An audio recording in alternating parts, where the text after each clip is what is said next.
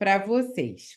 E antes da gente falar sobre o teste propriamente dito, a gente precisa estar estabelecendo algumas áreas do desenvolvimento da linguagem, tá? Então, a gente precisa observar a neurofisiologia da linguagem, né? O que que é essa comunicação? Por que que a gente precisa avaliar crianças que têm alteração nessa comunicação, nessa neurofisiologia do cérebro? Porque a gente tem áreas motoras, né? E de escrita, de leitura, de linguagem, que se referem à comunicação. Então, a gente tem pré-motora, tem a área motora, tem a área de Wernicke, tem a área pré-motora, que a gente já viu isso bem bonitinho na faculdade, só para vocês relembrarem, tá bom? E aí a gente tem também um sistema que recebe essa comunicação. Então, assim, antes da gente chegar em fala, né, como chegam essas crianças para a gente trabalhar a avaliação dessa criança, a mãe chega como? Ah, meu filho não fala, meu filho teve um atraso nessa aquisição da fala, mas ela não sabe que antes da gente observar essa fala, a gente tem que avaliar essa recepção da linguagem, tá? E aí, para essa recepção da linguagem ser avaliada, a gente precisa trabalhar e observar esses níveis que chegam a estar na recepção. Então, a gente tem o nível primário, o nível secundário e o nível terciário. E o que que acontece para a gente receber essa mensagem? A gente escuta através da nossa orelha, que tem as três partes, orelha externa, média e interna, e aí a gente tem um trabalho, que é um processamento dessa informação, que vai até o nosso córtex pré-frontal, e aí vai trabalhar em cima desses níveis secundários e terciários, aonde lá a gente vai estar decodificando essa mensagem, a gente vai estar identificando som por som, a gente vai estar trabalhando o significado dessa mensagem, essa pragmática dessa troca de turnos, alguma coisa que a gente vai precisar expressar para daí fazer essa compreensão dessa interferência que a gente recebeu. Então, isso tudo nada mais é do que o caminhar da recepção da linguagem, da comunicação. Por isso que quando a gente vai avaliar a linguagem receptiva no ADL2, a gente observa todas essas estruturas para saber como que estão, para depois a gente observar também a parte da linguagem expressiva, tá? E aí, o que que acontece quando sobe a mensagem, né? A gente recebeu auditivamente a mensagem, a gente levou essa mensagem por todo esse caminho para chegar no terceiro nível, lá do caminhar da receptiva para o nível primário, da audição, secundário, terciário, agora para a gente se expressar, ver essa linguagem expressiva, a gente vai fazer o caminho contrário. Quando a gente agora vai expressar a linguagem, a gente vai fazer o caminho ao contrário, né? A gente vai vir do nível terciário para o secundário e o primário, onde a gente vai produzir o sinal da fala. E aí, o que que acontece? Existem crianças que têm falhas nessa parte de expressão da fala, né? De expressão da linguagem, né? Que tem as apraxias, ou que tem também, no final dessa expressão da fase, da fala, quando chega no nível do córtex motor, da parte também relacionada aos músculos, à musculatura fonoarticulatória, língua, lábio, bochecha, tá? Então, a gente já vai observar também como é que estão essas estruturas para observar essa expressão da linguagem. Então, a gente já viu o caminhar da linguagem receptiva, e observe quando a gente dá o start para a fala, a gente tem que caminhar também para a linguagem expressiva.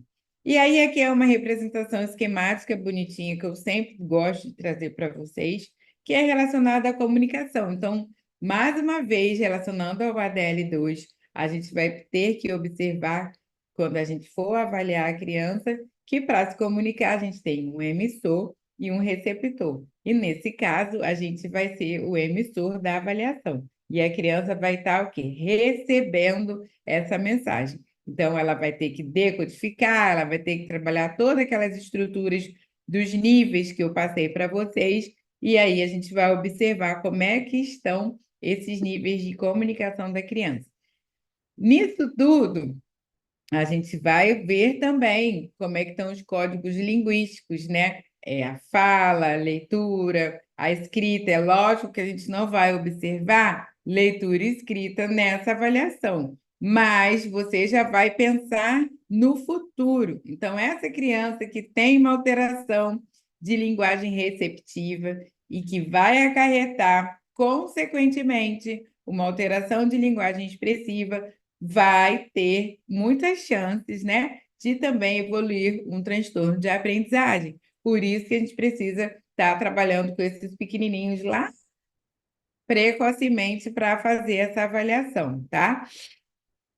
E levando-se em consideração aos conceitos de linguagem, a gente também não pode deixar de esquecer que essa criança, quando tem um padrão de normalidade, ela também possui códigos não linguísticos, que são expressões, né? Olhares, tristezas, sorrisos, expressões fisionômicas que são de surpresa, de nervoso, né? De toques, relações ao silêncio. Então, nessa avaliação do ADL2, você vai poder observar quantitativamente e qualitativamente todos esses códigos bonitinhos como se encontram. Aí a gente trabalha em cima de conceitos, né? Sistema complexo e dinâmico convencionais, que é utilizado em vários modelos e pensamentos de comunicação. Então, essa é um conceito que a Asha deu, né? Eu gosto bastante, relacionada ao parte do que é a linguagem. E outros autores também colocam, né? Que a linguagem permite com que as pessoas se comuniquem, combinem ideias, usem sequências, trabalhem em função simbólica, em nervos de centros nervosos especializados. Então, essas alterações, elas são muito comuns e elas representam a mais de 40% dos casos de crianças que têm atraso. Então, vocês vão vendo que a criança, quando ela precisa fazer a avaliação do ADL2, geralmente é uma criança que está com essas estruturas bem defasadas, tá?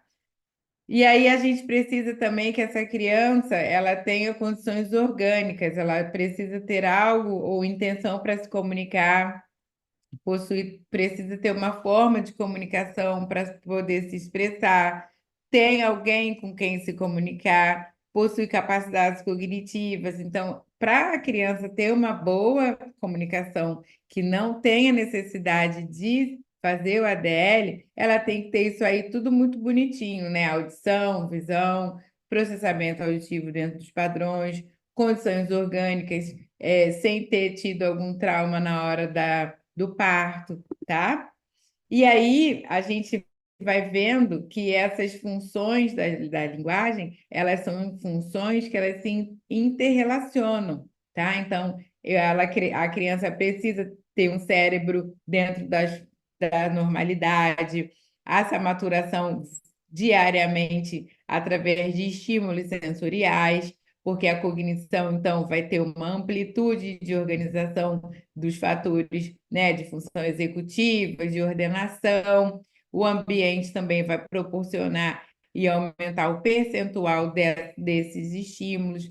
A genética, quando você está fazendo uma anamnese que vem junto do ADL2, que eu até passei para vocês, você observa como que é a resposta da mãe, como que é a resposta do pai. Então, isso tudo é importante para vocês irem observando o que vocês vão ter posterior à avaliação do ADL2, tá?